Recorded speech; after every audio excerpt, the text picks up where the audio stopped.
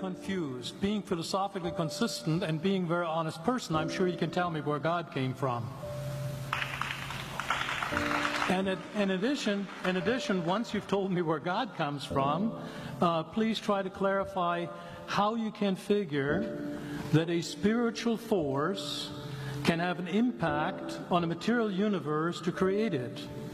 I think that some years ago we already talked about that kind of thing in philosophical circles at any rate, by posing the question, if angels are made of spiritual matter and a pen is made of material matter and spiritual matter displaces no space, how many angels can dance on the tip of a pen?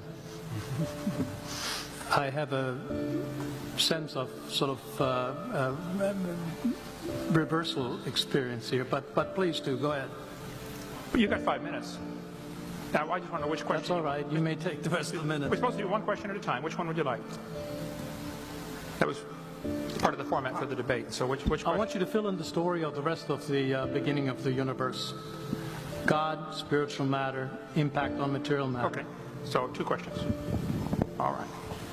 Go ahead. All right, your question, where did God come from, assumes that you're thinking of the wrong, obviously it displays that you're thinking of the wrong God, because the God of the Bible is not affected by time, space, or matter. If he's affected by time, space, or matter, he's not God. Time, space, and matter is what we call a continuum. All of them have to come into existence at the same instant, because if there were matter but no space, where would you put it? If there were matter and space but no time, when would you put it? You cannot have time, space, or matter independently. They have to come into existence simultaneously. The Bible answers that in 10 words. In the beginning, there's time. God created the heaven, there's space, and the earth. There's matter.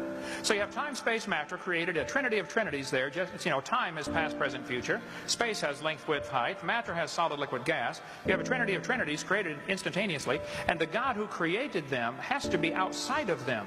If he's limited by time, he's not God. The God who created this computer is not in the computer. He's not running around in there changing the numbers on the screen, okay? The God who created this universe is outside of the universe. He's above it, beyond it, in it, through it. He's unaffected by it. So the concept that a spiritual force cannot have any effect on a material body, well then I guess you'd have to explain to me things like emotions and love and hatred and envy and jealousy and rationality. I mean, if your brain is just a random collection of chemicals that formed by chance over billions of years, how on earth can you trust your own reasoning processes and the thoughts that you think?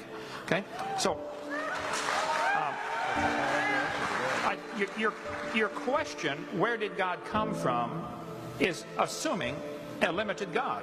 And that's your problem. The God that I worship is not limited by time, space, or matter. If I could fit the infinite God in my 3-pound brain, he would not be worth worshiping, that's for certain. So that's the God that I worship. Thank you.